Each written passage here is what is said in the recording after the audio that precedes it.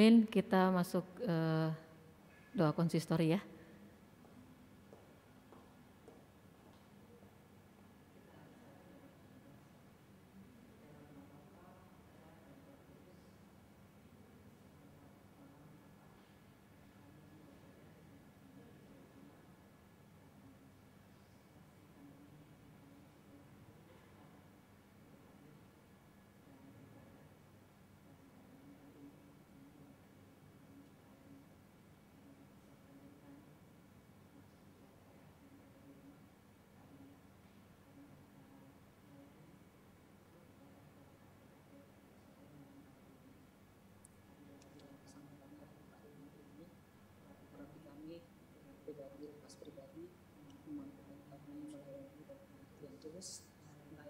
Sungguh-sungguh dan biarlah ibadah ini boleh berjalan hanya di dalam nama Bapa, Putra dan Roh Kudus.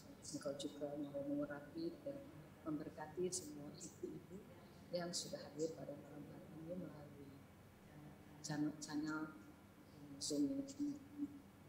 Kamu berkati kami semua ya Bapa, naungi kami dengan Roh Kudus-Mu sehingga ibadah ini boleh berjalan dengan lancar. Engkau memberkati pelayan firman kami pada malam hari ini. Kalinda, juga song leader kami, Dea, Yanis, Ariel, juga multimedia malam hari ini, Tember, Tia, dan Ilona. Biarlah kami semua boleh bersinergi bersama, sehingga ibadah ini boleh berjalan dengan lancar, juga jaringan internet yang baik yang boleh kami miliki, dan menghasilkan ibadah yang layak di hadapan-Mu. Sebelum kami masuk dalam ibadah kami ya Bapa, ampuni dosa dan kesalahan kami, supaya kami layak beribadah bersama-sama di malam hari ini. Inilah doa kami di dalam nama Bapa, Putra, dan Roh Kudus. Amin. Selamat malam.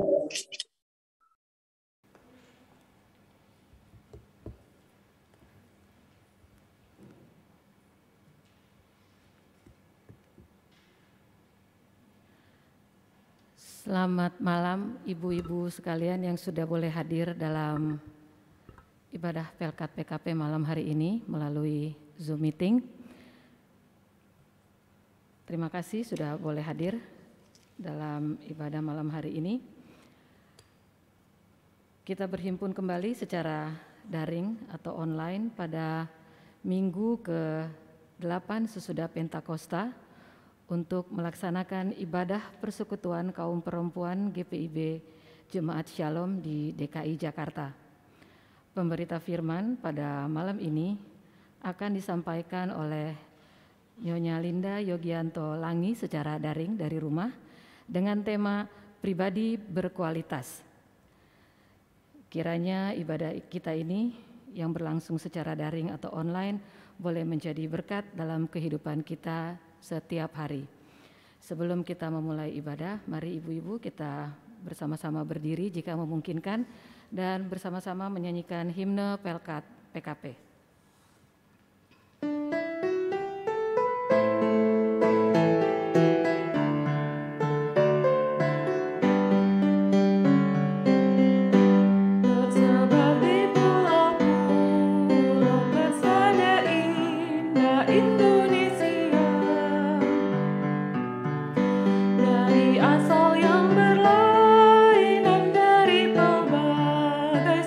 Bangsa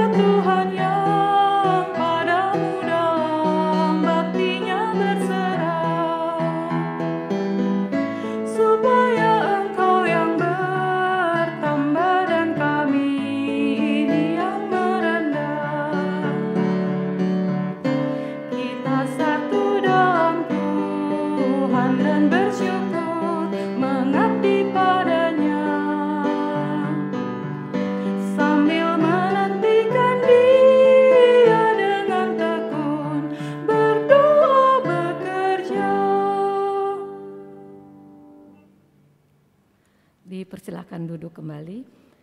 Sebelum kita masuk dalam ibadah, kami mempersilakan pengurus untuk memberikan sambutannya.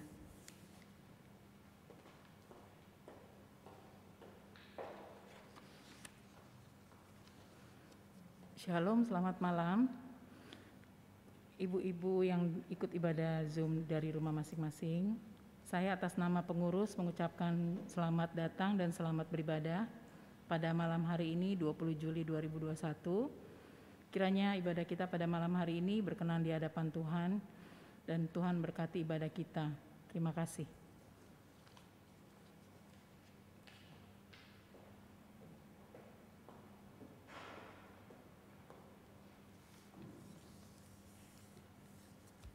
Mari ibu-ibu kita mempersiapkan diri untuk masuk dalam ibadah. Dipersilakan untuk bersaat teduh sejenak.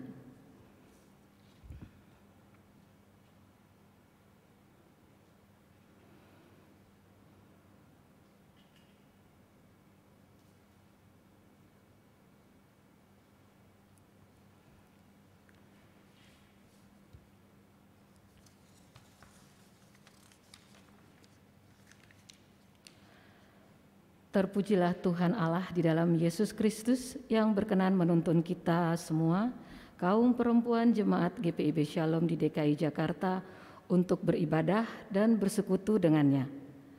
Marilah berdiri, menghadap Tuhan dan dengan sukacita iman kita memuji dan memuliakan Dia yang selalu berkarya di dalam kehidupan kita.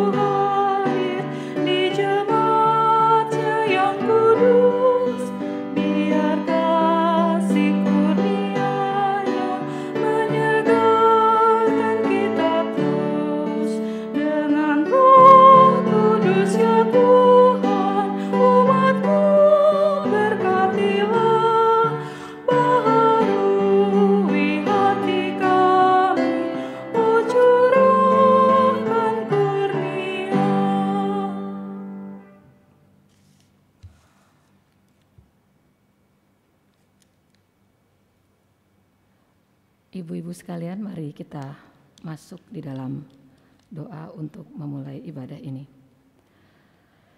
Di dalam nama Bapa, Putra, dan Roh Kudus, kami menaikkan syukur, terima kasih, dan puji-pujian kalau pada sore malam hari ini kami, Pelkat PKP GPIB Jemaat Shalom, boleh hadir bersama-sama, baik di tempat ini sebagai pelayan maupun semua ibu yang boleh berada di rumah untuk mengikuti ibadah Pelkat pada malam hari ini.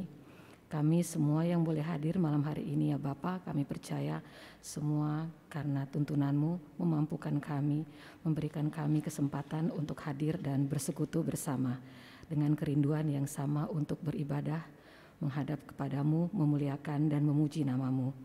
Dan pada malam hari ini ya Bapa, kami membawa dalam doa kami pelayan liturgi, pelayan firman kami pada malam hari ini, Kak Linda, yang akan membawakan firman-Mu. Engkau urapi dia, memampukan dia membawakan firman-Mu, sehingga kami semua yang boleh hadir pada malam hari ini mengerti dan mampu mencerna semuanya, dan kami boleh membawa pulang dengan penuh iman dan percaya bahwa kami boleh melaksanakannya di dalam kehidupan kami sehari-hari untuk memuji dan memuliakan nama-Mu.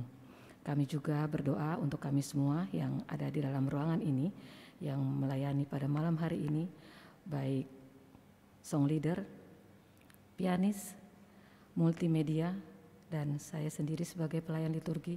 Kami bersama-sama bersatu hati ya Bapa, membawa diri kami, menyerahkan diri kami seutuhnya untuk mampu melayani ibadah ini, sehingga ibadah ini boleh layak di hadapan-Mu. Ampuni kami kalau kami bersalah di hadapan-Mu, dan biarlah ibadah ini boleh jadi hanya di dalam nama Bapa, Putra, dan Roh Kudus. Amin.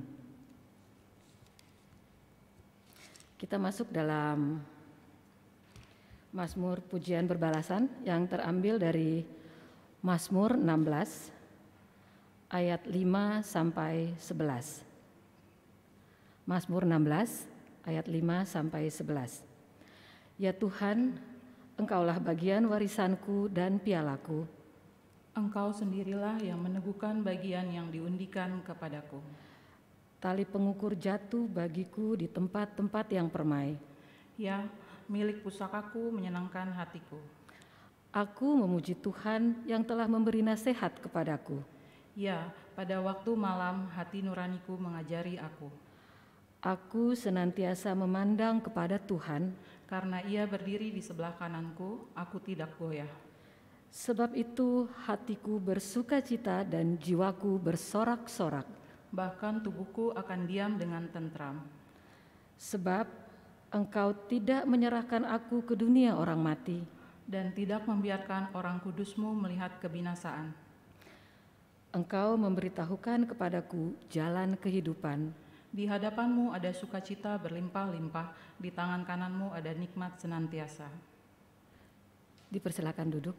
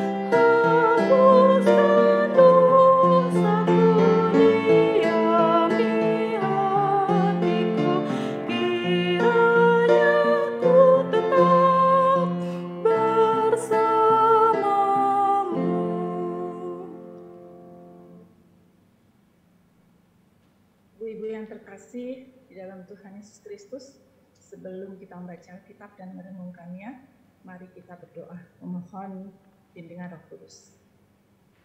Tuhanlah Bapa kami yang di sorga, yang kami sembah dan hanya kami kenal. Lewat Putra-Mu Tuhan Yesus Kristus, kami sungguh mengucap syukur.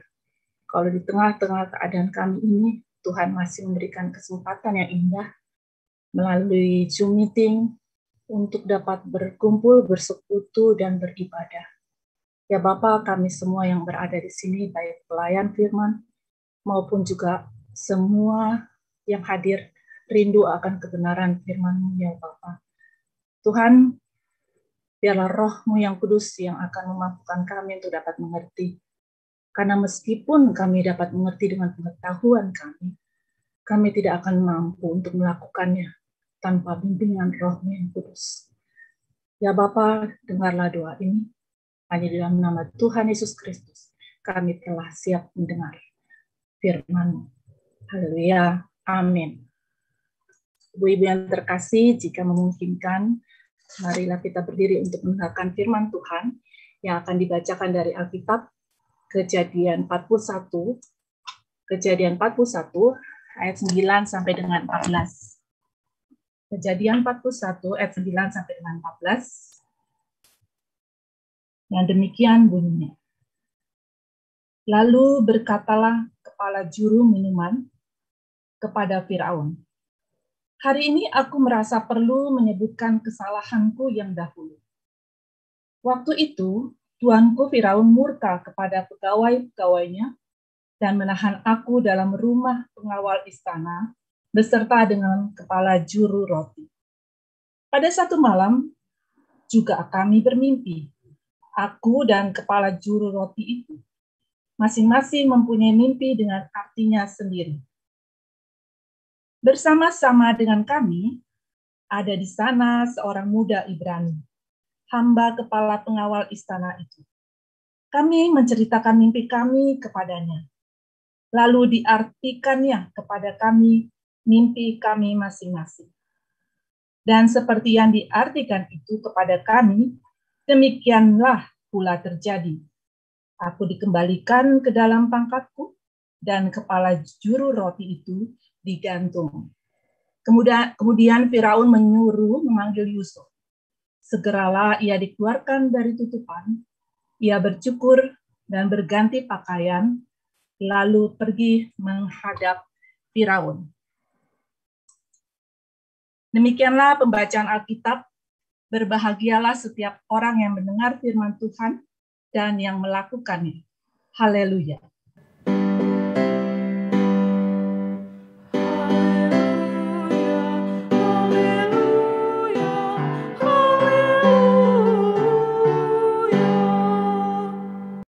Silakan duduk.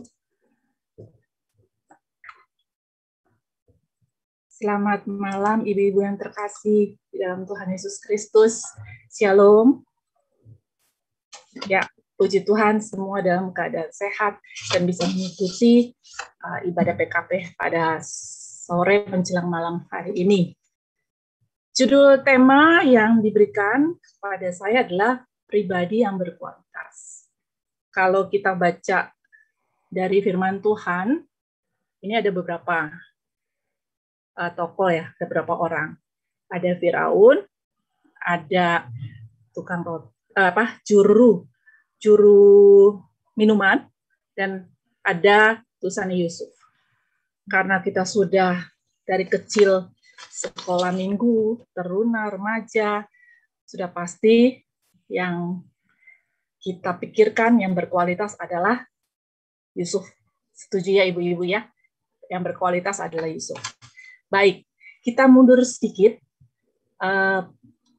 Kapan juru minuman itu bertemu dengan Yusuf? Ya, di pasal 40 sebelumnya. Nah, mohon untuk saya diberikan akses buat share screen. Ya, sambil saya diberikan akses. Jadi, sebenarnya Yusuf itu dikatakan berkualitas dari bacaan ini. Kira-kira apa ya ibu-ibu? Mungkin boleh dibuka mic-nya. Ibu Jane deh yang baru ulang tahun. Ibu Jane Mantiri. Dalam bacaan ini kira-kira yang dikatakan Yusuf itu berpunya kepribadian yang berkualitas dari bacaan ini. Mungkin dibuka mic-nya kan?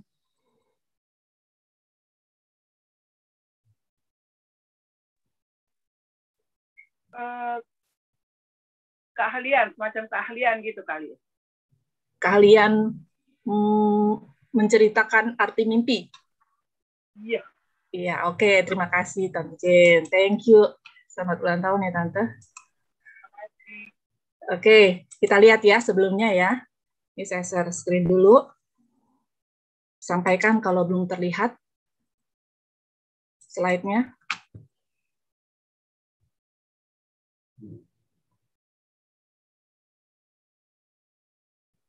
Apakah sudah terlihat?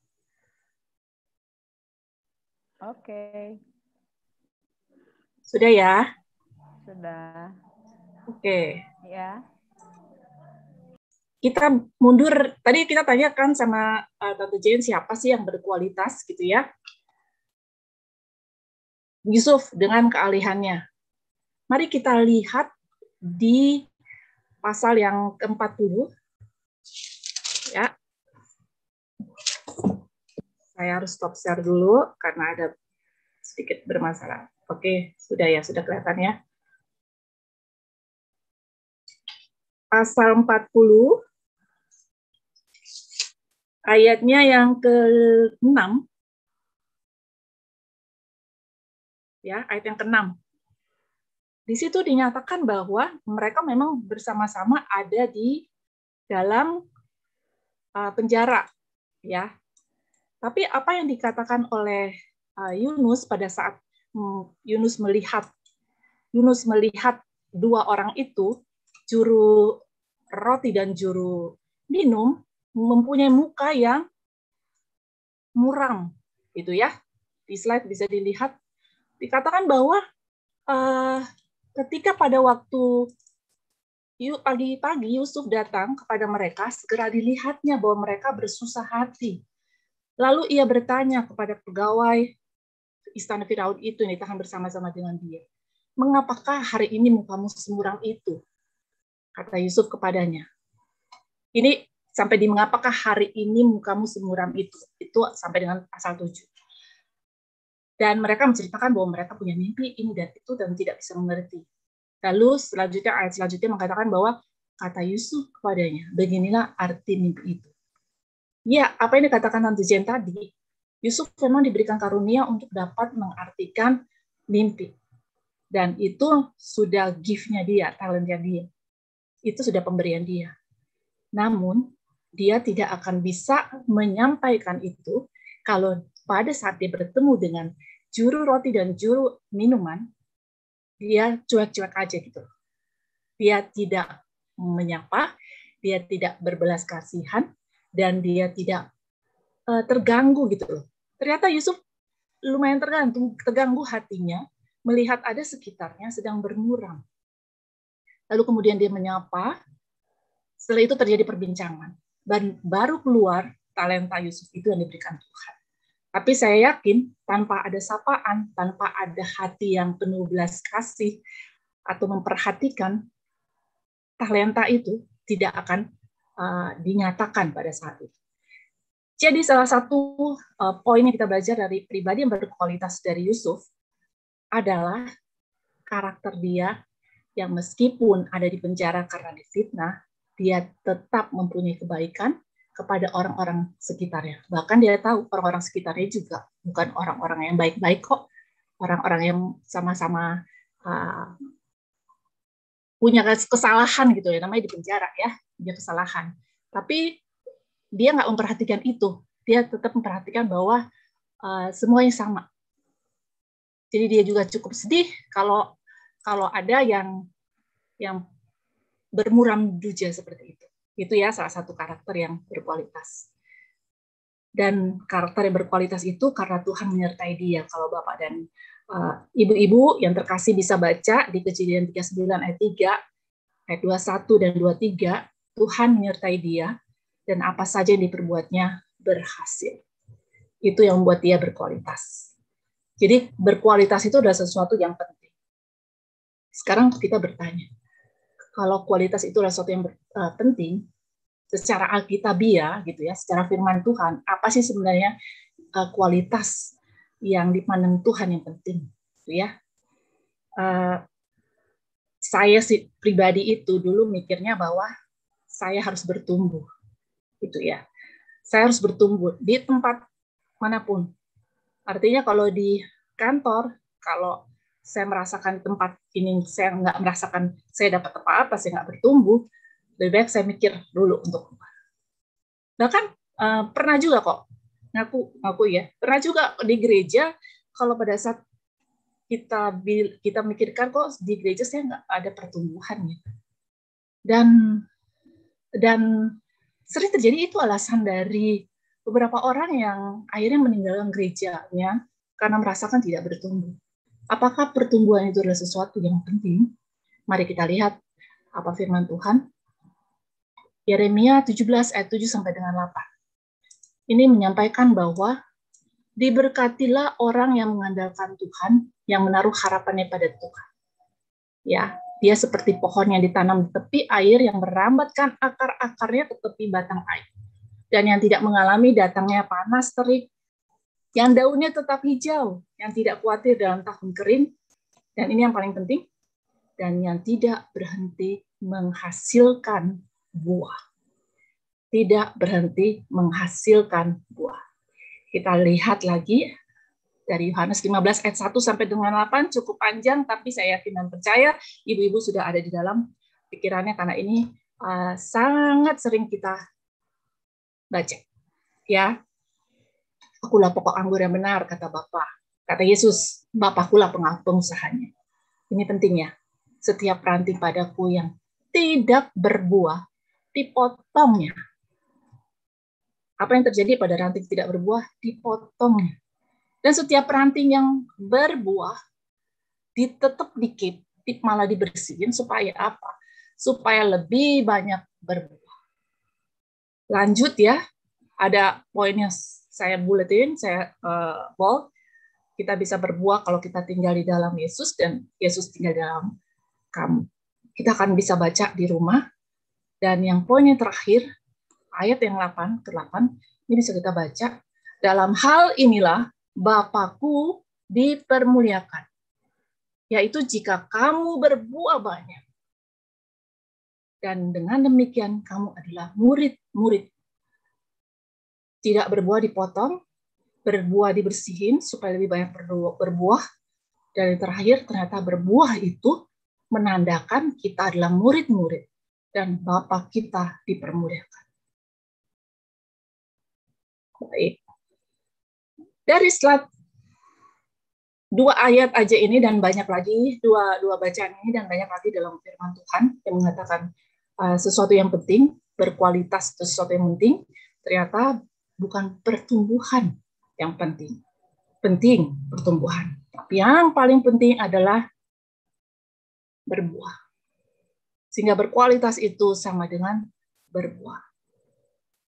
Kita bisa lihat pohon, tadi juga kita baca di Yeremia tadi ya, bahwa akar-akarnya itu begitu kuat, menyerap semua makanan yang ada di dalam tanah, ya. Artinya kalau kita masuk ke dalam kehidupan rohani, menyerap semua firman Tuhan, sehingga firman Tuhan itu masuk di dalam tubuh rohani, pikiran rohani, sehingga menghasilkan buah. Dan firman Tuhan yang tadi bahwa dengan berbuah, Bapa dipermuliakan. Baik, bagaimana untuk bisa berbuah? Oh ya, tadi jadi sebelumnya kita kan suka bilang, wah saya nggak bertumbuh nih, pindah tempat lain aja gitu ya. Mungkin mulai sekarang kita berpikir ya, kita mengubah mindset kita bertanya pada diri sendiri. Mungkin alasan saya ini nggak berbuah loh di sini. Saya ini tidak menghasilkan. Itu lebih bisa diterima. Gitu. Kalau kita bilang kita mau bertumbuh, kesannya itu kita yang mau terima, kita yang mau dilayani. Sekarang kita balik. Apakah saya sudah berbuah di rumah saya, berbuah di lingkungan saya, bahkan berbuah di gereja saya? Ya, kita sama-sama tahu bahwa berbuah itu bukan sekedar hanya melayani, berkhotbah, mengusir setan, karena ada di firman Tuhan juga yang mengatakan bahwa hanyalah kamu, saya tidak mengenal kamu, tapi mereka bilang saya melayani engkau, mengusir setan dalam namamu, menyembuhkan orang-orang, tapi Tuhan bilang, yang saya tidak kenal kamu, yang saya kenal adalah orang-orang yang melakukan firman Tuhan, dalam arti yang menghasilkan buah-buah dari perbuatannya. Mazmur tadi dikatakan bahwa bagaimana caranya berbuah, ya. Di Mazmur 1 ayat 1 sampai dengan 3, satu bacaan yang sering kita baca, ya. Mari kita baca, berbahagialah orang yang tidak berjalan menurut nasihat orang fasik, yang tidak berdiri di jalan orang berdosa, dan yang tidak duduk dalam kumpulan pencemooh. Kita semua, saya yakin dan percaya, tidak masuk dalam golongan ini. Tetapi yang kesukaannya ialah Taurat Tuhan. Dan saya percaya kita semua suka dengan firman Tuhan. Setiap hari di handphone, di WA, chat, message, firman Tuhan terus ya. YouTube, firman Tuhan. Suka banget dengar. Ya, dan yang merenungkan Taurat itu siang dan malam. Ia seperti pohon yang ditanam di tepi aliran air yang menghasilkan buahnya pada musimnya. Dan yang tidak layu daunnya, apa saja yang diperbuatnya berhasil. Sama ya kalau kita lihat, apa saja yang diperbuatnya berhasil. Persis kayak Yusuf. Apa saja yang diperbuatnya berhasil. Jadi, untuk syarat menghasilkan buah, harus suka Taurat Tuhan. Satu lagi, harus merenungkan siang dan malam. Nih, kalau pakai bahasa Inggrisnya, akhirnya bahasa Inggris, ini yang ayat 2, His delight is in the law of the Lord, and on His law He meditates day and night. Dia sangat sukacita dan senang akan hukum-hukum Tuhan, dan dalam hukumnya itu dia meditasi. Jadi kalau tadi siang dan malam, ini day and night. Day and night berarti sepanjang hari. Kalau dalam bahasa Inggris, Bapak Ibu, ibu-ibu yang terkasih, di sini kita suka skip, lupa. Kita bilang, oh iya sama, saya suka merenungkan gitu ya. Ini bacaannya merenungkan, bukan membaca. Yang Tuhan mau bukan kesukaannya di Taurat Tuhan dan yang membaca. Pada saat dia datang ke dunia, dia lihat adakah yang merenungkan dan bukan membaca. Mari saya pribadi juga pada saat membuat renungan ini dengan tuntunan Roh Kudus, merenungkan sendiri. Seringkali ternyata saya hanya sering membaca. Skip WA, baca seret, udah. Terus kalau ada SPU, hanya baca aja, lalu baca ilustrasinya, terus udah. Jujur, nggak ada yang sampai meditasi. Ada yang meditasi, maksudnya nggak terbiasa untuk bermeditasi. Ya, kalau kita ngomong meditasi, ngebayangin begini, meditate, merenungkan. Apakah kita seperti yoga yang harus merenungkan diam gitu ya? Itu meditasi, fokus pada sesuatu hal. Baik ya, saya mau apakah ini hal yang sulit gitu loh untuk merenungkan? Meditating kalau bahasa Inggris Alkitab. Kalau ibu-ibu jawab dalam hati aja ya. Kalau ibu-ibu, kita semua deh, saya juga, untuk khawatir itu mudah bukan? Untuk tiba-tiba khawatir tanpa diajar, tanpa diundang, bisa datang secara tiba-tiba, kita mengkhawatirkan segala sesuatu. Dan pada saat kita mengkhawatirkan, kita mulai mikir, oh, tadi dia udah batuk-batuk, terus, aduh, jangan-jangan. Terus kalau besok lagi udah mulai pilek, ya Tuhan, dia udah mulai pilek. Kita mulai tanya, kamu diare nggak? Panas nggak? Dan segala hal. Lalu pikiran kita terlalu jauh mikirnya. Aduh, gimana nih? PCR nggak ada uang. Mahal katanya. Lalu ini ada orang sekitar. Aduh, kalau mereka kena gimana ya? Terus mana lagi susah ekonomi, pekerjaan lagi di PHK. Ya Tuhan, gimana? Itu namanya kita sudah merenungkan kekhawatiran. Kita sudah berpikir, memfokuskan, memberikan waktu dan tenaga dalam otak kita untuk meditasi kekhawatiran itu. Bahkan belum terjadi, kita sudah meditasi. Kalau kita bisa meditasi, kita bisa merenungkan kekhawatiran, akan sangat mudah. Pasti bisa merenungkan firman Tuhan. Saya lanjut. Jadi beda membaca dan merenungkan mungkin ini ya kalau dilihat dari gambar. Samalah, kita kan suka baca, seret, udah. Apalagi kalau lihat ada renungan di WA terlalu panjang, lihat lagi inti-inti, udah skip. Yang penting kayaknya supaya nggak merasa bersalah ada firman Tuhan gitu ya, terus kita skip gitu. Yang penting baca aja, asal baca. Itu baca. Membaca dan merenung. Apakah ini membaca dan merenungkan? Kalau kita bisa simpulkan, dia sedang merenung. dia sedang memikirkan dalam-dalam, dia sedang memfokuskan apa arti firman Tuhan bagi dia. Untuk gambar yang kedua ini. Oke. Salah satu contoh aja ya. Ini Kolose 3 ayat 23 sampai dengan 24. Sudah sering kita baca. Apapun juga yang kamu perbuat, berbuatlah dengan segenap hatimu seperti untuk Tuhan dan bukan untuk manusia. Kamu tahu bahwa dari Tuhanlah kamu akan menerima bagian yang ditentukan bagimu sebagai upah. Kristus adalah Tuhan dan kamu hambanya. Dan mari kita pakai kaca pembesar ya, ke diri kita sendiri. Sepanjang hidup kita, selama sampai puluhan tahun ini, jujur, berapa persen yang kita mengerjakan sesuatu dengan segenap hati. Tapi bukan untuk diri sendiri ya, segenap hati untuk Tuhan. Segala sesuatu, apapun juga kan yang kamu perbuat. Kita boleh jujur dalam diri kita. Mungkin ya berapa persen? 50% kebanyakan kali. 25%, waduh itu juga kebanyakan gitu ya. Kalau kita introspeksi. Tapi kita sering baca. Lalu gimana? Kalau kita hanya membaca, tapi kita tidak merenungkan, kalau firman tadi tidak merenungkan, akan sangat sulit kita untuk berbuah. Karena rumusannya kesukaan firman Tuhan dan merenungkan nggak cuma pada saat kita baca saat itu, tapi sepanjang hari, siang dan malam. Baru kita akan bisa berbuat, itu kata firman. Ini juga menjadi ayat perenungan saya selama beberapa tahun. Jadi perenungan ini, pertama, ini dari tips dari salah satu hamba Tuhan juga, perenungan adalah kita harus menyadari bahwa firman Tuhan itu adalah buat diri kita. Sering kita suka dengar firman Tuhan, terus kita ingat seseorang kan ya. Nah, ini nih, ini cocok buat dia gitu ya. Atau kalau sama suami gitu ya, kalau pas ayatnya, hai istri, hai suami-suami, hai bapak-bapak, udah deh colek gitu ya. Tuh dengerin.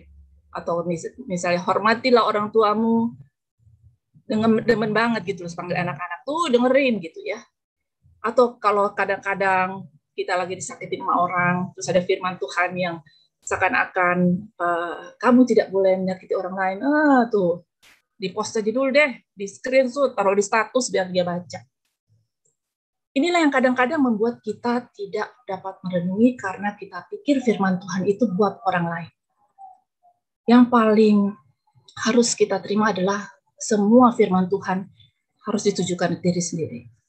Lain konteks kalau misalnya ada orang yang sedang konsultasi dan minta nasihat dari kita, dan dia minta nasihat dalam firman Tuhan, kita bisa memberikan firman Tuhan.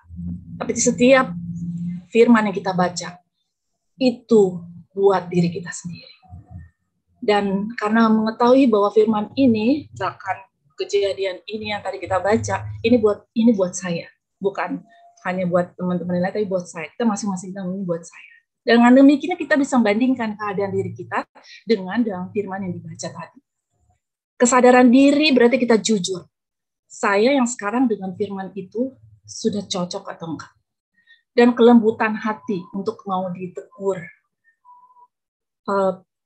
Kita memang aku juga saya nggak ngomongin orang. Kalau saya dibilang, ya kamu sih kurang fokus gitu ya. Saya sering banget bilang sama Tuhan, berikan kelembutan hati saya untuk menerima. Kadang-kadang siapa bilang orang gue nggak fokus, orang fokus kok gitu kan. Kadang-kadang kita langsung nggak mau gitu loh kalau ditegur. Saya pikir orang saja di sekitar saya yang menegur itu langsung saya, misalnya langsung saya tolak. Bagaimana firman Tuhan yang nggak ada mulutnya gitu loh, yang cuma tertulis. Akan sulit bagi kita untuk tidak menerima firman Tuhan tanpa kerendahan hati. Yang kedua adalah gospel. Gospel itu berbalik pada Injil, pada firman Tuhan.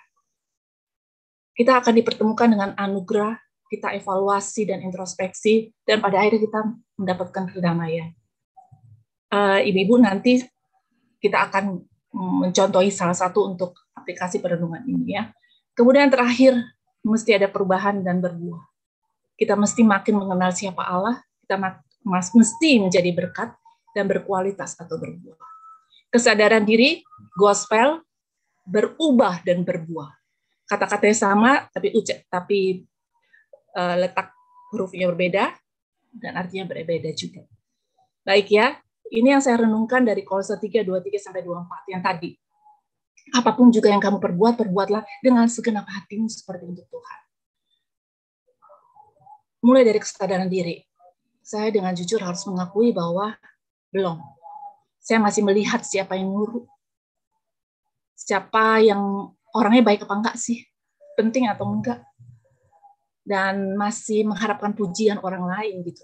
Dan masih mengharapkan imbalan. Masih mikir capek enggak? Rugi enggak ya? Ini untung buat saya enggak ya?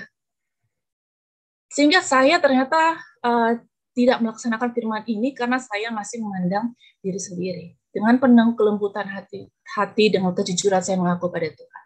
Tuhan, saya sadar saya belum seperti yang Engkau perintahkan. Kemudian masuk ke gospel. Ayat ini menarik karena saya pernah dengar salah satu ilustrasi dan nggak apa-apa. Ini bukan yang salah atau benar, tapi ya itu mungkin disampaikan Roh Kudus kepada penerimanya. Jadi pada saat kita masak nasi goreng gitu ya, kita berbuat segenap hati, seakan-akan Tuhan yang akan makan gitu ya, berbuat untuk Tuhan. Saya kurang tahu kalau ibu-ibu juga pernah mendengar ini, tapi bagi saya kok saya kurang bisa klik gitu ya. Saya berdoa lagi, saya merenung lagi, saya berdoa Roh Kudus berikan saya pengertian yang lebih sederhana. Mungkin saya nggak nyampe pemikiran seperti ini yang didapatkan oleh orang lain. Saya yakin Roh Kudus mengerti keadaan saya. Saya mau mengerti ini maksudnya apa, gitu ya. Memfokus, menggali, dan mulai mengunyah. Akhirnya pada saat ya Roh Kudus ini dengan berdoa, pada saat dilihat di ayat 24, Kristus adalah Tuhan dan kamu hambanya. Lalu tiba-tiba dapat pencerahan. Artinya gini, saya kan kerja, kalau bos saya pergi ke luar kota atau luar negeri, ataupun kalau dia punya rapat 2 yang dia harus hadir, dia akan minta saya mewakili 1 karena bentrok jamnya. Dan dia kasih tahu petunjuk-petunjuknya. Kalau gini, putusan ini ya, kalau gini. Kalau misalnya nggak ada di sini semua, kamu tahulah saya tuh kayak gimana. Membayangkan aja, kamu tuh wakil saya di situ, saya seakan-akan berada di situ. Lalu, kalaupun mentok, kamu telepon saya, kamu WA saya. Kalau penting banget, telepon aja ganggu, saya bisa keluar dari meeting saya ini. Nah, analogi ini membuat saya terbuka untuk memahami firman Tuhan ini. Oh, saya akan berbuat baik sesuai perintah bos, karena saya mendapatkan gaji, perhitungan gaji juga dari bos saya ini, dari penilaian dia. Dan saya harus berbuat yang baik supaya saya tidak dipecat. Dan saya memikirkan, oh, kalau Kristus adalah Tuhan dan saya adalah semacam anak buahnya, jadi saya ini wakilnya. Kalau saya ditempatkan di rumah, saya adalah mewakili Tuhan Yesus menjadi seorang ibu, jadi istri, jadi anak. Jadi bukan sayanya, tapi saya menghadirkan seakan-akan tadi kan saya menghadirkan bos di ruangan meeting dengan keputusan-keputusan dia. Semuanya segala sesuatu itu pemikiran dia. Dan saya mulai dapat pemikiran, oh berarti kalau saya ada di rumah, saya ini hanya mewakili Yesus, Tuhan Yesus di rumah ini. Jadi kalau saya lagi mau mengambil keputusan, saya berpikir dulu, kalau kayak gini, Tuhan, keputusanmu apa? Karena saya mewakilimu, karena Engkau adalah Tuhan saya hamba. Pada saat saya mau mendidik anak, harus bertanya dulu, oh oke, keputusan yang harus diambil apa ya, Tuhan? Dan jawabannya banyak. Di Alkitab, langsung memohon Roh Kudus untuk memberitahu kepada saya, dan banyak hal lainnya. Dan inilah yang membuat saya lebih mengerti akan firman Tuhan ini. Dan ada sih pemikiran, wah capek banget ya kalau kayak gitu Tuhan. Segala sesuatu kok nggak jadi diri sendiri, kan kita kadang-kadang punya mau gitu ya, mau capek, mau apa, mau diri sendiri gitu loh. Kemudian kita dipaparkan pada anugerah Kristus, menyadarkan kembali, hai, kamu tuh udah bukan milik kamu sendiri, kamu udah ditebus, udah dibeli dengan tunai. Dan sudah jadi milik dia, jadi apapun yang dia mau lewat kamu, ya kamu harus lakukan. Lalu berpikir, kalau saya maunya ini, Tuhan gimana? Tuhan juga nggak melarang memang. Kita kadang-kadang suka melakukan kehendak kita, dia nggak melarang, dia nggak langsung kasih prit-pritan, lalu menghambat keputusan kita dengan kehendak kita sendiri. Tapi setelah dipikir lagi, apakah kehendak saya itu membuat saya aman, damai, bahagia, malah bikin saya nggak bahagia. Dan atas dasar itu, saya berpikir, oh memang sudah, inilah yang sebenarnya. Saya adalah hambanya, Kristus adalah Tuhannya. Saya bukan milik saya sendiri. Saya nggak mau pakai keputusan atas dasar pemikiran sendiri. Kalau saya lagi berhadapan dengan orang yang lagi menyakiti saya, harus tanya sama Tuhan. Kalau Tuhan Yesus, saya kan mewakili Engkau. Apa yang harus saya lakukan? Jadi bukan lagi berdasarkan karena harga diri saya dihancurkan, saya udah nggak punya, ibaratnya nggak punya identitas untuk membela harga diri karena Tuhan sudah menggantikannya. Dan akhirnya menemukan kedamaian. Karena seperti Yusuf disertai Allah, kita juga Immanuel. Kita disertai Allah. Dan berbuah, mengenal Allah makin lama. Mulai berubah dalam setiap saat.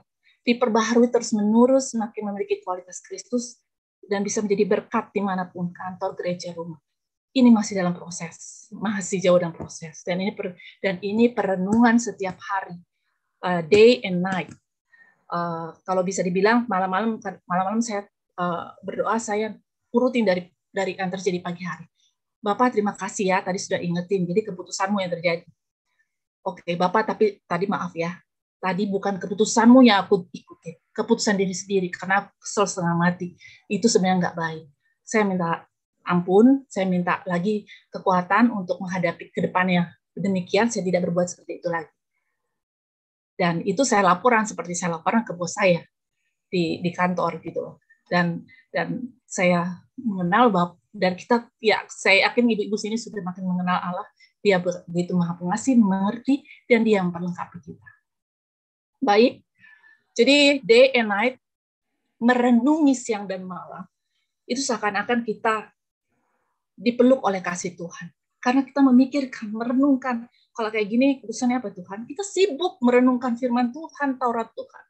Dan bahkan ini membuat kita, memprotek kita untuk berpikir-pikir yang tidak perlu, yang mengkhawatirkan. Dan bukan berarti kita imun, tidak bisa lagi mengkhawatirkan sesuatu, enggak. Paling tidak, pada saat kita sudah mulai khawatir, kita kembali merenungkan, oh Mazmur 123. Apa sih yang dikatakan di sana? Oh, dikatakan gembala yang baik. Apakah dia benar-benar jadi gembala saya? Oh Tuhan, ampuni aku domba yang masih mengkhawatirkan sang gembala. Itu yang kita renungkan siang dan malam. Dan kualitas pribadi, kembali ke Yusuf tadi, saat itu pada waktu dia bertemu dengan juru minuman, lokasi Yusuf itu udah di penjara. Saya dapat gambarnya ini di Google ya, penjara zaman Mesir kuno, ada seperti sumur, jauh banget, dan sangat dalam, gelap dan waktu yang lama. Dan dia di situ karena difitnah. Tapi apakah kualitas Yusuf berubah? Dia tetap baik. Dia tidak memikirkan dia tidak menjadi pahit. Tapi dia memikirkan apa sih sebenarnya yang Tuhan mau. Karena Tuhan menyertai dia tetap baik, dia tetap menyapa, meskipun dia lihat, meskipun nggak ada keuntungan bagi diri dia sendiri mungkin untuk menyapa. Karena dia tahu juru roti dan juru minuman itu juga bersalah, tapi dia punya empati untuk bertanya. Kenapa kamu punya rasa belas kasih? Sekarang kita ada di mana saat pandemi? Di dalam rumah. Kalau dibilang penjara sih bukan, kita masih ada kebebasan. Tapi kita dibatasi oleh rumah. Nah, di dalam rumah ini, ya, saya mau mengatakan bahwa kalau kita bersaksi, kita berbuah di luar lebih mudah dibandingkan kita berbuah di dalam rumah.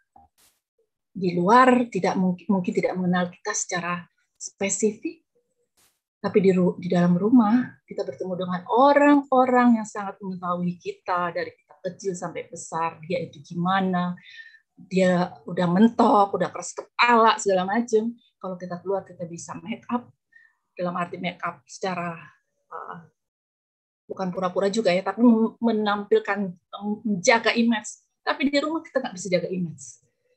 Nah, disinilah kita ditantang untuk merenungkan meditasi firman Allah itu siang dan malam. Dalam arti pada saat kita mau melakukan apa, kita lihat, kita meditasi ya Tuhan, apa yang harus saya ambil. Dan yakinlah, orang rumah kita akan melihat dan akan paling bisa merasakan perubahan yang kita alami. Dan bahkan kita bisa jadi berbuah dan menjadi berkat dalam rumah. Atas suami, anak-anak, orang tua, ataupun cucu kita. Dan di saat kita telah berbuah di rumah, saya yakin dan percaya, tidak masalah lagi kita ada dimanapun juga. Kita pasti akan berbuah dan menjadi berkat. Baik, sekali lagi saya urep ya, saya singkat. Bagaimana merenungkan bagaimana untuk menghasilkan buah adalah suka Taurat Tuhan. Merenungkan day and night. Dan apa saja yang diperbuat berhasil. Baik, menutupi firman hari ini, ada satu ayat yang mungkin kita harus renungkan. Kita kembali renungkan, ini sudah kita baca terus. Renungkan tadi adalah secara pribadi. Apakah saya sudah merasa saya ciptaan Allah? Apakah saya merasa saya sudah dibaharui melalui Tuhan Yesus Kristus? Apakah saya memberi diri saya untuk dibentuk oleh Allah? Sehingga apakah saya sudah melakukan hal-hal yang baik yang memang sudah dipersiapkan untuk kita. Selamat berbuah, Tuhan Yesus memberkati.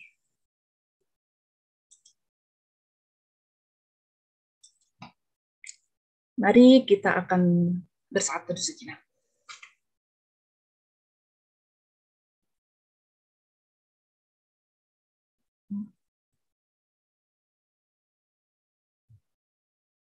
Kita akan menyambut firman Tuhan dengan menyanyikan nyanyian jemaat dari Kitab Bakti 69, ayat 1 dan 2, ku mulai dari diri sendiri. Ku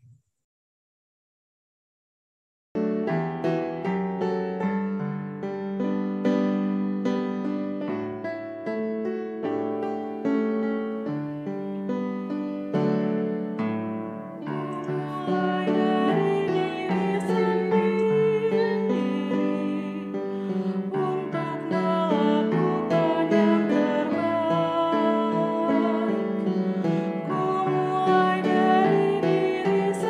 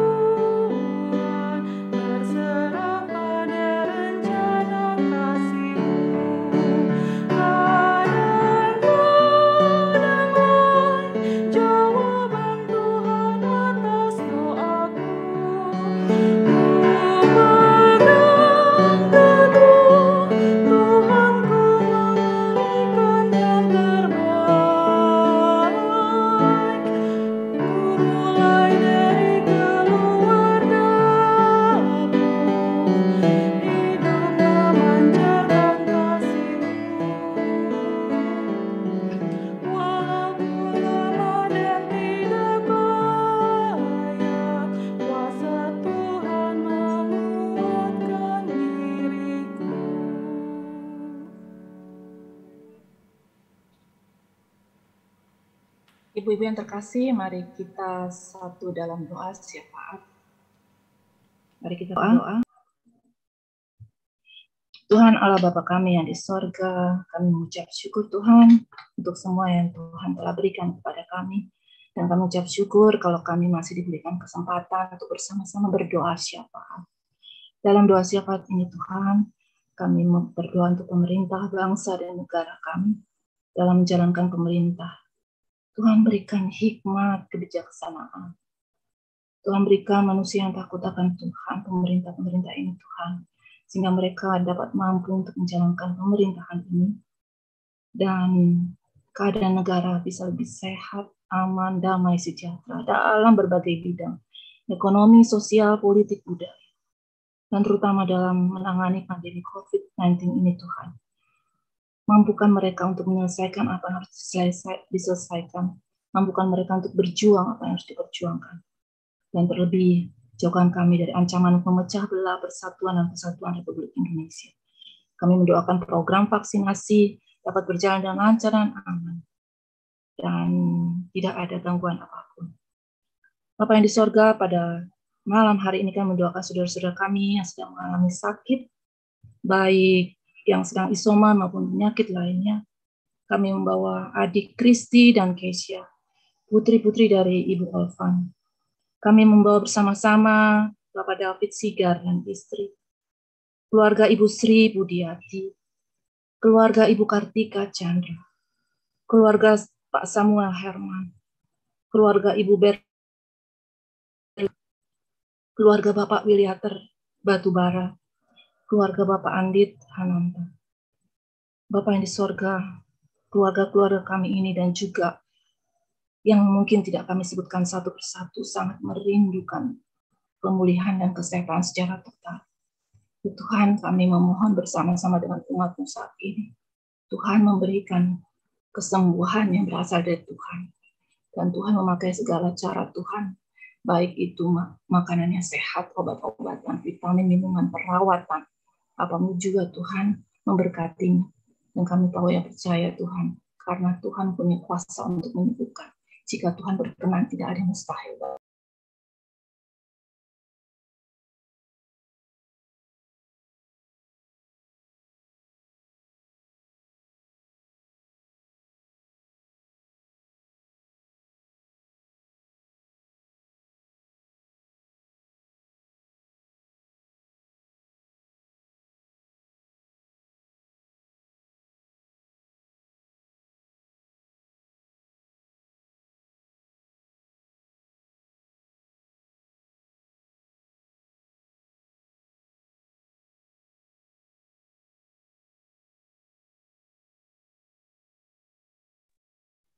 Kebenaran ya.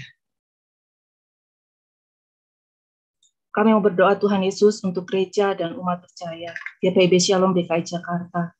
Ketua Jemaat Bapak Pendeta Aprianus Libat, PHMJ Majelis, komisi-komisi semua pelkat-pelkat, BPPJ, karyawan kantor.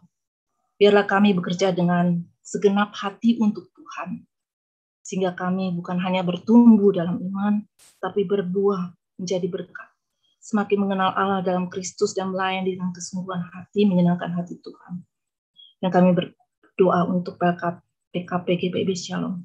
Tuhan memberkati pengurus dan anggota, dan semua program yang telah direncanakan agar dapat berjalan dengan baik sesuai dengan apa yang Tuhan mau. Pada akhirnya Tuhan dalam doa syafaat ini, dalam keadaan saat ini, kami yakin bahwa suatu saat pandemi ini akan berlalu, akan selesai. Kami akan bersama-sama melewatinya. Namun kami mau Tuhan untuk melewatinya dengan semakin berbuah. Kami mau lewat dengan menjadi berkat, dimulai dari diri sendiri, kemudian dari keluarga, dalam rumah tangga kami, melebar ke tetangga, ke gereja dan komunitas dimanapun Tuhan menempatkan kami. Kami mau Tuhan untuk melewati pandemi ini dengan melakukan apapun juga untuk menyenangkan dan melakukan pekerjaan.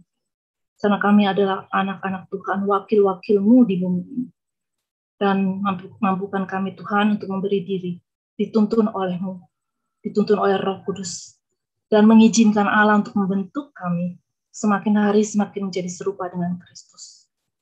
Ya Tuhan Yesus, dengarkanlah dan kabulkanlah doa kami yang hanya kami panjatkan di dalam nama-Mu, dalam nama Tuhan Yesus Kristus, Juru Selamat kami, yang mengajarkan kami berdoa. Bapa kami yang di sorga, dikuduskanlah nama-Mu, datanglah kerajaan-Mu, jadilah kehendak-Mu di bumi seperti di sorga. Berikanlah kami pada hari ini makanan kami yang secukupnya, dan ampunilah kami akan kesalahan kami, seperti kami juga mengampuni orang yang bersalah kepada kami. Dan janganlah membawa kami ke dalam pencobaan, tetapi lepaskanlah kami daripada yang jahat.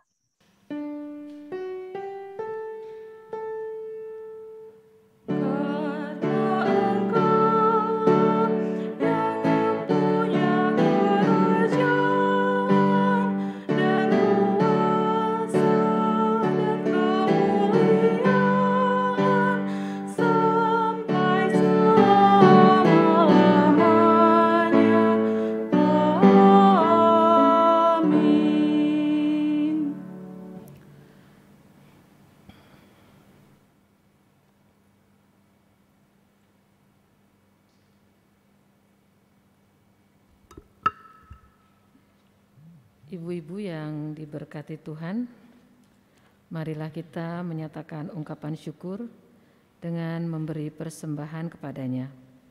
Dengan mengingat pesan Alkitab dalam Mazmur 86 ayat yang ke-12 yang menyatakan, "Aku hendak bersyukur kepadamu ya Tuhan Allahku dengan segenap hatiku dan memuliakan nama-Mu untuk selama-lamanya." Bagi ibu-ibu yang berada di rumah, persembahan dapat diberikan dengan memindai kode QR atau transfer ke rekening yang tertera pada layar. Tuhan Yesus memberkati. Sambil memberikan persembahan kepada Tuhan, kita menaikkan pujian dari Kidung Jemaat 302, bait pertama dan kedua.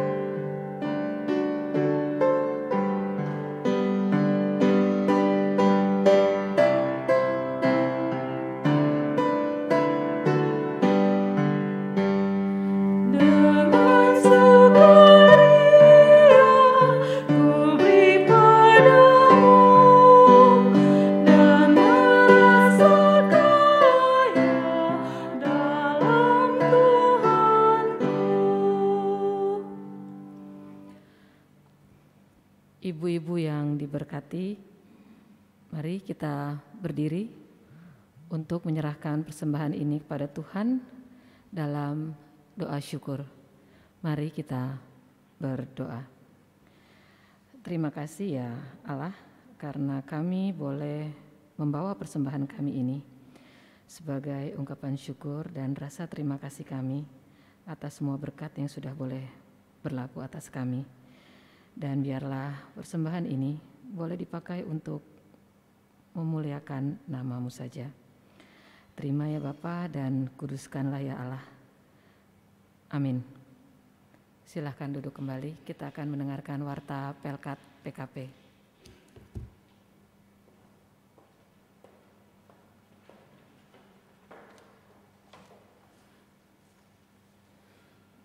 Warta Pelkat PKP malam hari ini. Kami atas nama pengurus mengucapkan banyak terima kasih kepada pelayan firman pada malam hari ini, Ibu Linda Yogianto Langi.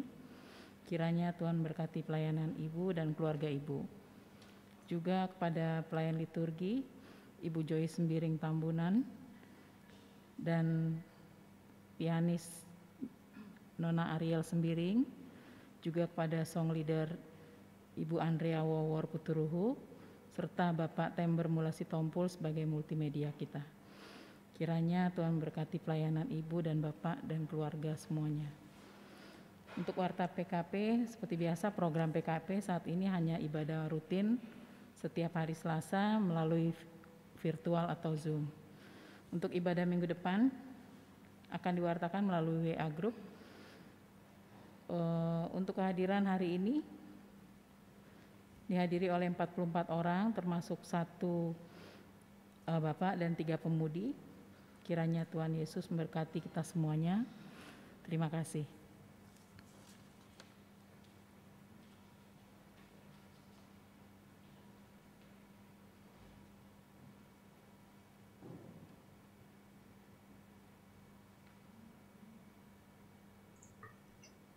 Ya, baik, kita akan masuk ke dalam amanat pengutusan. Ibu-ibu dan saudaraku yang terkasih, marilah kita pergi dalam perlindungan kasih Tuhan yang senantiasa menyertai dan memberkati hidup kita. Mari kita lanjutkan mewujudkan tugas dan panggilan kita sebagai gereja, sebagai wakil Allah. Dengan keyakinan kita akan mendapatkan pertolongan dari kasih Kristus yang telah menganugerahkan kita kehidupan yang baru. Kita akan nyanyi dari Kita Baik di 214, ayat 1 dan 3, tiap langkahku.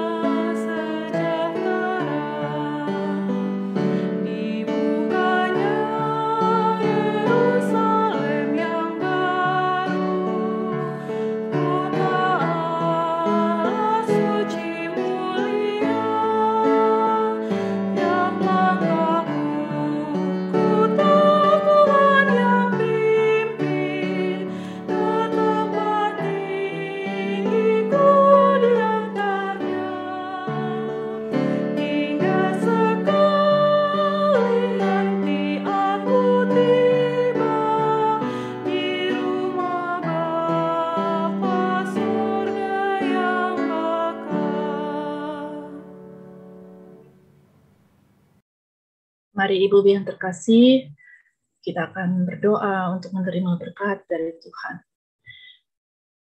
Kiranya damai sejahtera Allah yang mengatasi segenap pengertian kita akan melindungi hati dan pikiran kita di dalam Kristus Yesus.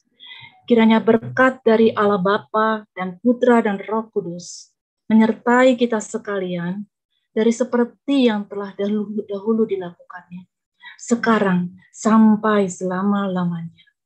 Amin.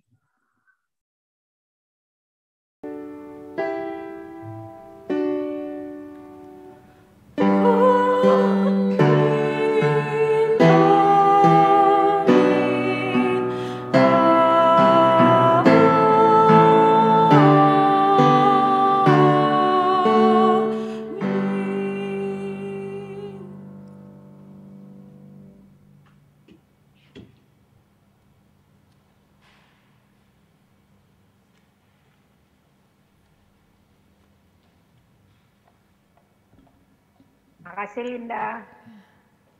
Linda, Joyce, kita Ya Tante, terima kasih Tuhan berkati. kita konsistori dulu ya. Boleh ya, Lin? Tuhan berkati. Terima kasih Tuhan berkati. Kita konsistori dulu ya. Terima kasih. Thank you. Terima kasih Jo. Mari kita Semuanya.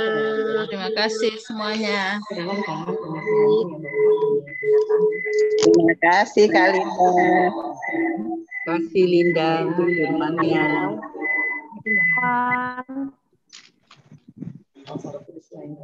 Menyelimuti kami, membungkus kami sehingga ibadah ini boleh berjalan. Biarlah firman yang sudah disampaikan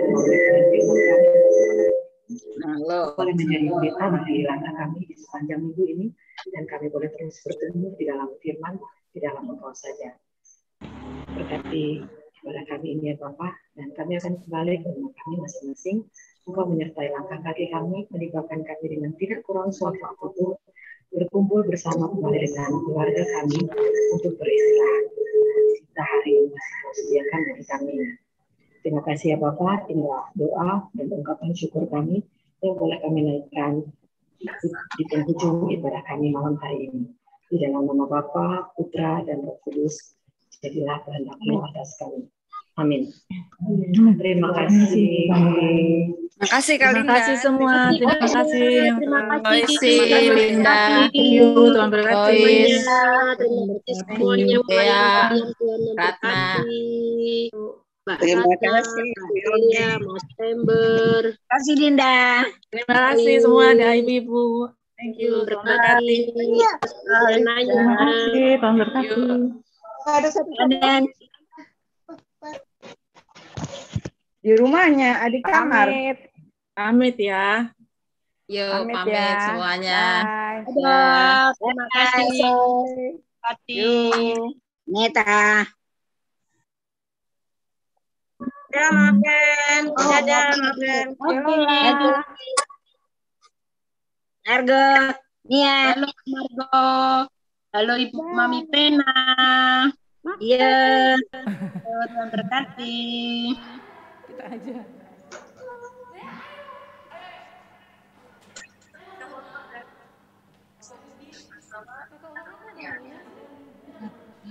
Ilon aku udah buka pennya tadi. Ini udah tinggal dikit lagi. Kita aja.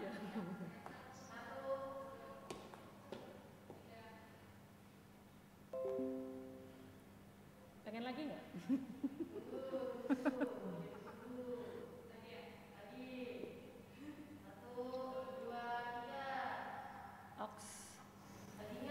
Udah.